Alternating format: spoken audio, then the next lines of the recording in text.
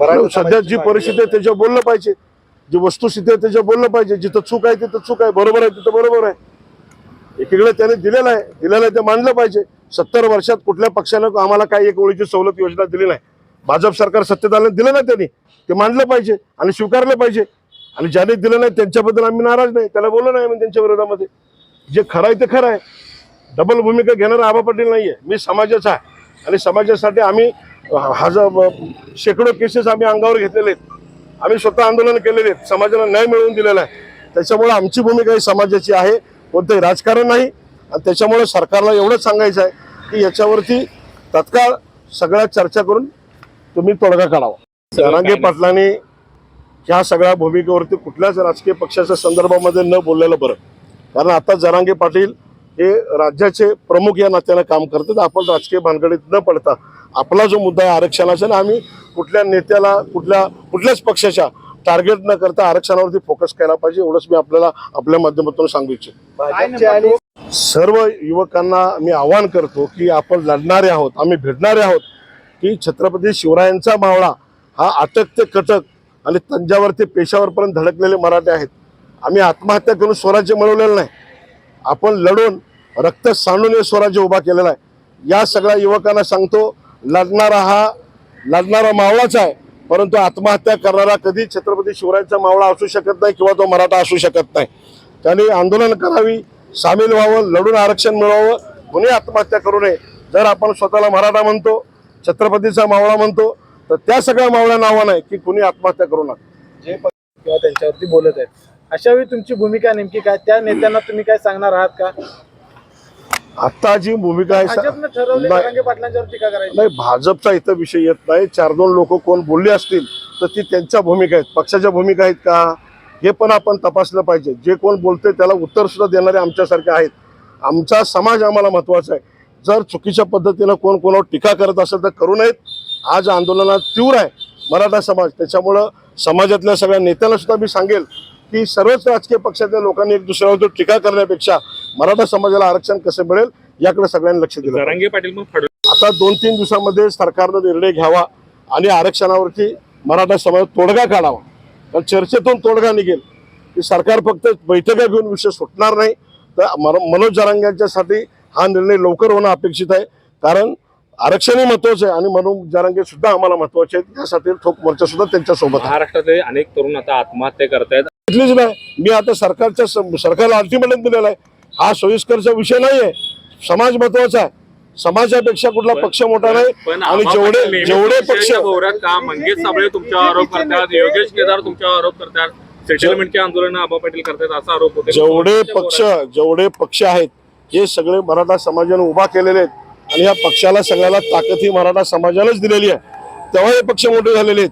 आणि प्रत्येक कार्यकर्ते माझ्यावर आरोप करणारे हे वेगवेगळ्या पक्षातले कार्यकर्ते आहेत. ते वेगवेगळ्या भूमिका मांडतात, परंतु ते काम आबासाहेब पाटलासारखं करू शकत नाही.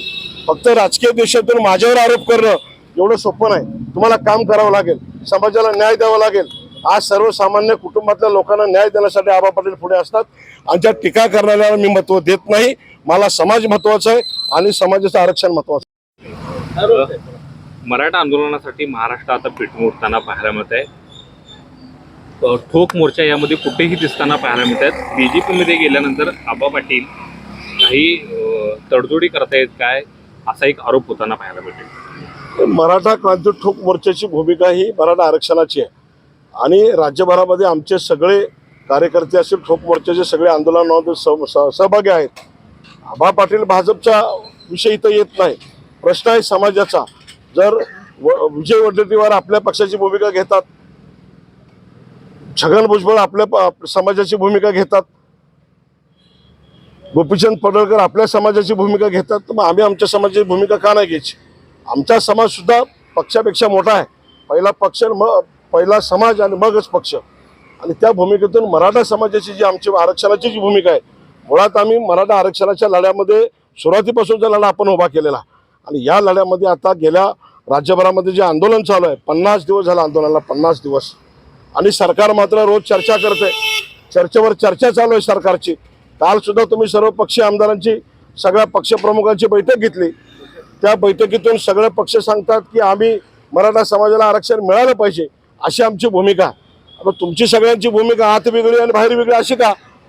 ज्या वेळेला चर्चा चालू झाली शरद पवारांची भूमिका वेगळी, अशोक चव्हाणांची वेगळी, वेगवेगळ्या नेत्यांची भूमिका वेगळी आणि मुख्यमंत्र्यांची सांगतात की आम्ही सकारात्मक आहोत, घटनात्मक टिकणारं आरक्षण देणार आहोत. मग सगळ्या पक्षाच्या वेगवेगळ्या भूमिका सगळ्यांना आम्हाला द्यायचं आहे, पण कसं द्यायचं आहे? आंदोलनाचा जे विषय चालू आहे की मनोज जरांगे आज त्यांची प्रकृती खालावत चाललेली आहे आणि तिकडं तुम्ही लक्ष दिलं पाहिजे आणि मराठा समाजाला वेठीस न धरता सरकारनं यावरती तत्काळ तोडगा काढला पाहिजे.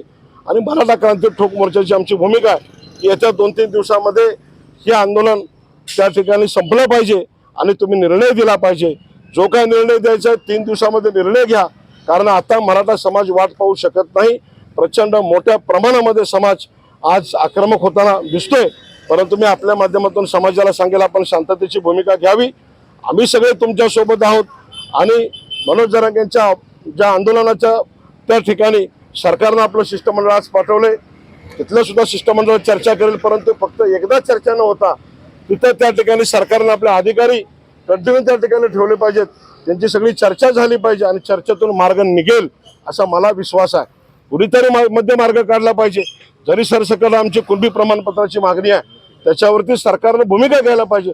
नुसतं तुम्ही म्हणताय की आमची बैठक झाली सकारात्मक आहे, हे चालणार नाही आणि आम्ही आज चालू देणार नाही. लोक येत नाही. आम्ही सगळे एकत्र आहेत, सगळे मराठा समाजाचे आंदोलन शांततेत चाललंय आणि मनोज जरांगेंचं जे आंदोलन आंतरवली सराटीचं त्या आंदोलनाला सगळा क्रांती मोर्चा ठोक मोर्चा सगळ्यांचा पाठिंबा आहे आणि त्याच्यामुळे बाकी कुणी वेगळी भूमिका घेतलेली नाही. एकाच भूमिकेनुसार आम्ही सगळे बरोबर चाललेलो आहे आणि आमची सगळ्यांची आता भूमिका आहे की हे आंदोलनाचा की जरांगे पाटलांच्या संदर्भामध्ये सरकारनं तत्काळ भूमिका घ्यावी आणि जर उद्या काही चुकीची घटना घडली तर सरकारला ते परवडणार नाही आणि त्याच्यासाठी ठोक मोर्चा आता भूमिका घेतोय की मनोज जरांगेला लवकर न्याय द्या आणि म्हणजे समाजाला न्याय द्या, ही आमची ठोक मोर्चाची भूमिका. पक्षापेक्षा समाज मोठा आहे तुम्ही असं म्हणालात, मात्र एक लोकप्रतिनिधी सुद्धा राजीनामा द्यायला त्याच्यामध्ये ज्या वेळेला मी पक्षामध्ये का गेलो की ज्या वेळेला मराठा समाजाच्या विद्यार्थ्यांचे प्रश्न होते आणि त्यावेळेला सुटत नव्हते आणि म्हणून मी त्यावेळेला पक्ष प्रवेश केला आणि त्याच्यामुळे 18,500 युवकांना या शासनामध्ये लावून दिलेला आहे. परदेशी शिक्षणासारखा GR निघत नव्हता, तो GR त्या ठिकाणी झालेला आहे.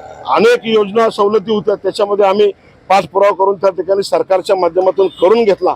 दुसरा मुद्दा जे MPSC राज्यसेवेच्या सारथीमध्ये फक्त 250 जागा होत्या, त्या 250 जागेवरनं आपण जवळपास 750 जागा करायला लावल्या. MPhil PhD सारखा विषय होता, 8वी 9वी 10वीच्या विद्यार्थ्यांना शिष्यवृत्ती चालू केले. हा फायदा पक्षात जाऊन आम्ही समाजासाठी करून घेतलाय. जर गोपीचंद पडळकर आपल्या समाजासाठी पक्षात गेल्यानंतर 1000 कोटी आणतात, त्यांनी आपल्या समाजातल्या मुलांच्यासाठी खाजगी शिक्षण संस्थेमध्ये 25,000 ग्रामीण भागाला आणि शहरी भागाला 35,000 रुपये दिलेले आहेत. त्याच पद्धतीनं छगन भुजबळ साहेब आपल्या समाजासाठी करतात. मग आम्ही आमच्या समाजासाठी एखाद्या पक्षात जाऊन भूमिका घेतली तर बिघडतं कुठं? पण पक्षात गेल्यावर